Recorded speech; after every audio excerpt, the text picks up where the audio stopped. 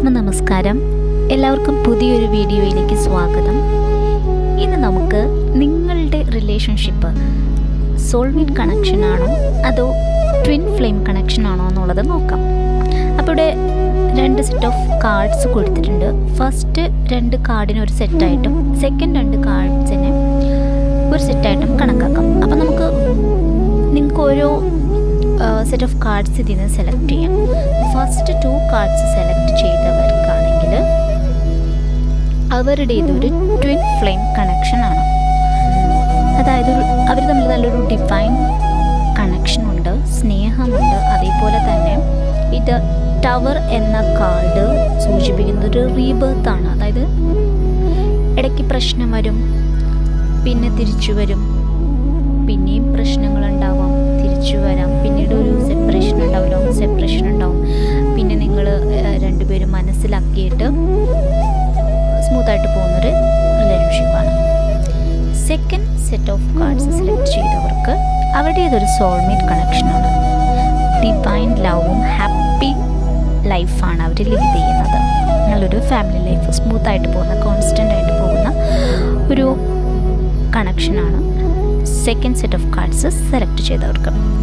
പിന്നെ ഇപ്പോൾ ഈ ഒരു ട്വിൻ ഫ്ലെയിമിൻ്റെ കാര്യം പറഞ്ഞതുകൊണ്ട് ഈ ട്വിൻ ഫ്ലെയിമും കാർമിക് റിലേഷൻഷിപ്പും അത് തമ്മിൽ ചെറിയൊരു വ്യത്യാസമേ ഉള്ളൂ. ചിലർ കാർമിക് റിലേഷൻഷിപ്പിന് ട്വിൻ ഫ്ലെയിം ആണെന്ന് തെറ്റിദ്ധരിക്കാറുണ്ട്.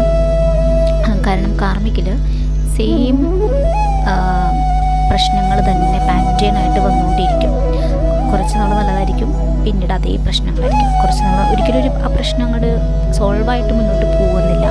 അതൊരു അബ്യൂസീവ് പാർട്ട്ണർ ഉണ്ടെങ്കിൽ, അതായത് അടിക്കുക, ഉപദ്രവിക്കുക, അനാവശ്യങ്ങളൊക്കെ പറയുക, അങ്ങനത്തെ ഒരു പാർട്ട്ണർ ഉണ്ടെങ്കിൽ കുറച്ച് നാൾ നല്ല രീതിയിലാണെന്ന് പറയും, പിന്നീട് അതേ ഇത് തന്നെ കാണിച്ചുകൊണ്ടിരിക്കും, സെയിം പാറ്റേൺ തന്നെ കാണിച്ചുകൊണ്ടിരിക്കും. ഒരു മാറ്റം ഉണ്ടാവില്ല ഒരിക്കലും അവർക്ക്. പക്ഷേ ട്വിൻ ഫ്ലെയിമിൽ ഒരു പോയിന്റിൽ ഒരു ലോങ് സെപ്പറേഷന് ശേഷം 2 പേർക്കും മനസ്സിലാവും എങ്ങനെയാണ് ഇനി മുന്നോട്ട് പോകേണ്ടതെന്നുള്ളത്. 2 പേരും അതേ രീതിയിൽ പെരുമാറാനും ജീവിക്കാനും തുടങ്ങും. പിന്നീട് അങ്ങോട്ട് കോൺസ്റ്റൻറ്റ് ലൈഫായിരിക്കും ട്വിൻ ഫ്ലെയിമിൽ പോകുന്നുണ്ടാവുക. ചെറിയ ചെറിയ പ്രശ്നങ്ങളുണ്ടായാലും സ്മൂത്തായിട്ട് തന്നെ പോകും.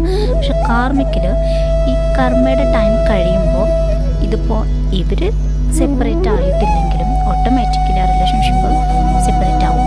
ഒരു റീസൺ എത്തുമ്പോൾ, ഒരു പോയിന്റ് എത്തുമ്പോൾ 2 പേരും സെപ്പറേറ്റ് ആവാനുള്ള ഒരു ചാൻസ് ഉണ്ട് കാർമിക്കിൽ.